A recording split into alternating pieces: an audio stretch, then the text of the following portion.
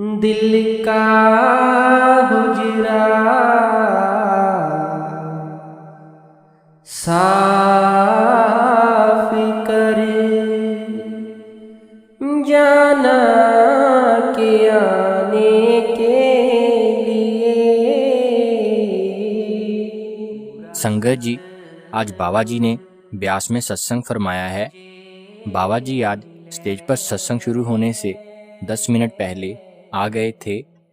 बाबा जी आज जब स्टेज पर आए थे तो पाठी जी शब्द पढ़ रहे थे, देहो दरस सुख दातया, जो कि गुरु अर्जन देव जी का शब्द है।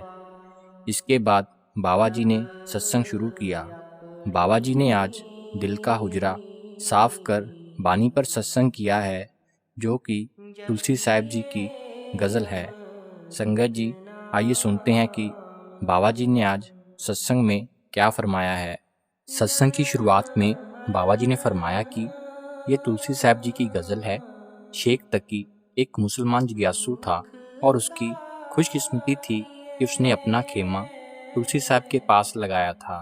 शेख तकी को जब पता चला कि यहाँ कोई मालिक का प्यारा रहता है और वो तुलसी साहिब के पास गए, तब तुलसी साहिब जी ने शेख तकी को समझाने के लिए ये गज़ल लिखी थी। बाबा जी ने पहली तुक को समझाते हुए बोला कि जैसे हम अपने घर में किसी बर्तन में रोज़ खाना बनाते हैं, अगर हम उस बर्तन को रोज़ साफ ना करें तो धीरे धीरे उसमें गंदगी जमा होने लगती है। हम बर्तन को साफ करते हैं तो गंदगी की कई परतें सामने आ जाती हैं। अब अगर हम बर्तन को साफ करते जाएंगे तो बर्तन की असल चमक सामने आ जाएगी। ऐसे ही हमारे मन के ऊपर पता नहीं कितने जन्मों के प्रभाव पड़े हुए हैं। अब रोज़ भजन सिमरन करेंगे तो वो प्रभाव धीरे धीरे साफ होते जाएंगे और हमें अपनी असल का एहसास होने लगेगा।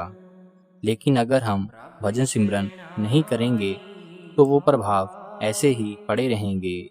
बाबा जी ने आगे फरमाया कि हमने अपने आप को शरीरों के साथ जोड़ा हुआ है, इसीलिए हमारा ध्यान सारी उम्र बाहर मुखी हुआ रहता है। हम अपने रिश्ते नातों में फंसे रहते हैं। इन रिश्तों को कायम रखने के लिए पता नहीं हम कितनी कुर्बानियाँ देते हैं। अब जिस मालिक ने हमें सब कुछ दिया है, उसके लिए हमारे पास वक़्त नहीं है। हम अपने कामकाज को वक़्त देते हैं, बच्चों को वक़्त देते हैं और रिश्तेदारों को वक़्त देते हैं। लेकिन जब परमार्थ की बारी आती है तो हम बोलते हैं कि हमारे पास वक़्त नहीं है। बाबा जी ने फरमाया कि तुलसी साहिब जी ने इन सब रिश्तों को गैर कहकर बयान किया है। हजूर जी फरमाया करते थे कि यह रिश्ते सब गर्जों के रिश्ते हैं। जिस दिन गर्ज खत्म हो जाती है, बेटा बाप को पहचानने से इनकार कर देता है। जब हम वापस मालिक के पास जाएंगे तो वहां जाकर क्या बोलेंगे कि कितनी धन दौलत इकट्ठी की है या कितने बाल बच्चे पैदा किए हैं। गुरु घर ने फरमाया था कि सब सुख दाता राम है, दूसर ना ही कोई। क्या है कोई रिश्ता जो अंत समय में हमारा साथ देगा? जब कर्मों के हिसाब किताब की बारी आएगी तो कौन हमारा साथ देगा? हम अकेले आए थे और अकेले ही जाएंगे। कर्मों का हिसाब भी हमको अकेले ही देना पड़ेगा। किसी भी गुरु के पास चले जाओ, कोई आपके कर्म ले नहीं सकता और ना ही कोई आपके लिए करनी कर सकता है। फिर बाबा जी ने आगे समझाया कि गुरु जितना मर्जी पहुंचा हुआ हो, लेकिन उनकी करनी का हमें नहीं मिल सकता। हमें जो कुछ भी मिलेगा अपने अंदर से ही मिलेगा और अपनी करनी का मिलेगा। जब तक हमें खुद अपने अंदर से इन सब चीज़ों का एहसास नहीं होगा, हम कुछ नहीं कर पाएंगे। हम ठोकरें खाते फिर रहे हैं क्योंकि हम अभी जागृत अवस्था में नहीं हैं। फिर आगे शब्द में तुक आती है, चश्मे दिल से देख यहाँ जो जो तमाशे हो रहे। बाबा जी ने फरमाया कि जो कुछ भी हो रहा है, तुलसी साहिब उसे तमाशा कहकर बयान कर रहे हैं, क्योंकि इसमें कोई सच्चाई नहीं है। ये रिश्ते नाते, धन दौलत सब कर्मों का खेल है। अब मान लो एक प्ले है जिसमें किसी को माँ का रोल दिया जाता है या किसी को बाप का रोल दिया जाता है, जहाँ कोई किसी को राजे महाराजे का रोल दिया जाता है। जब तक नाटक चल रहा है उसमें असलियत नज़र आती है, लेकिन जब नाटक खत्म हो जाता है तो सबको स्टेज से नीचे उतार दिया जाता है। अब स्टेज से उतरने के बाद कोई बोले कि मैं माँ हूँ या बाप, तो क्या कोई उसकी सुनेगा? बाबा जी ने आगे फरमाया कि अक्सर पूछा जाता है कि जो गुजर गए हैं क्या वो हमें याद करते हैं? अब जिसने एक बार जिस्म छोड़ दिया उसको किसी चीज़ की पहचान नहीं रहती।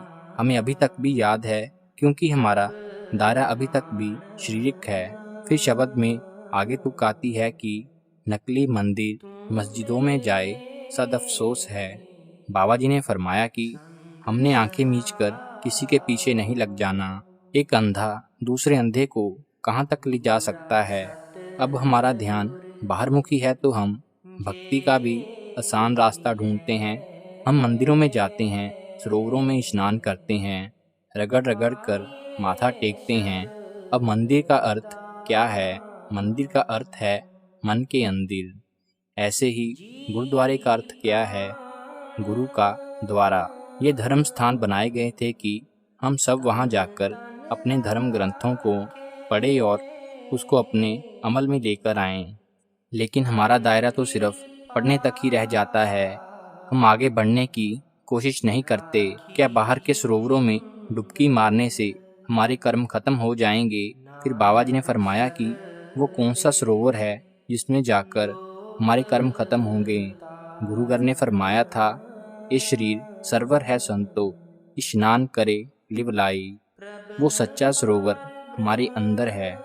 उसमें जाकर जब हम स्नान करेंगे तो तब जाकर हमारे ये कर्म खत्म होंगे। फिर शब्द में अगली तुक आती है कि कुदरती काबे की तू मेहराब में सुन गौर से। बाबा जी ने समझाया कि तुलसी साहिब कुदरती काबे की ओर इशारा कर रहे हैं। कुदरती जानी जिसे कुदरत ने बनाया हो। पलटू साहिब ने भी फरमाया था कि उल्टा कुआं गगन में जिसमें जले चिराग बिना तेल और बाती। कुदरती काबा ये हमारा शरीर है जिसमें 24 घंटे धुन सुनाई दे रही है। बाबा जी ने समझाते हुए फरमाया कि अगर हम किसी अंधेरे जंगल में फंस जाएं तो हम आवाज़ के सहारे से आगे बढ़ने की कोशिश करते हैं। इसी तरह मालिक के घर से हमारे लिए आवाज़ आ रही है जिसको सुनकर हमने आगे बढ़ना है। जब हम अपने आप को इस शब्द के साथ जोड़ेंगे तब जाकर हमें एहसास होगा कि हमारा दायरा सिर्फ शरीर तक सीमित नहीं है। शब्द के आखिर में तुक आती है कि ये सदा तुलसी की है, आमिल अमल कर ध्यान दे। बाबा जी ने फरमाया कि तुलसी साहिब एक हिंदू थे और शेख तकी एक मुसलमान थे, लेकिन फिर भी तुलसी साहिब ने उनको धर्म बदलने के लिए नहीं बोला। आपने उनको कुरान का हवाला देते हुए ही समझाया। आजकल तो हमने अपने आप को धर्मों में बांट लिया है। मालिक ने तो अंत समय में सिर्फ हमारे कर्म देखने हैं और भक्ति भावना देखनी है। मालिक ने तो ये नहीं देखना कि हम कौन सी जात के हैं या कौन से धर्म के हैं। फिर बाबा जी ने आखिर में फरमाया कि मालिक के घर में केवल नाम की पहचान है, शब्द की पहचान है।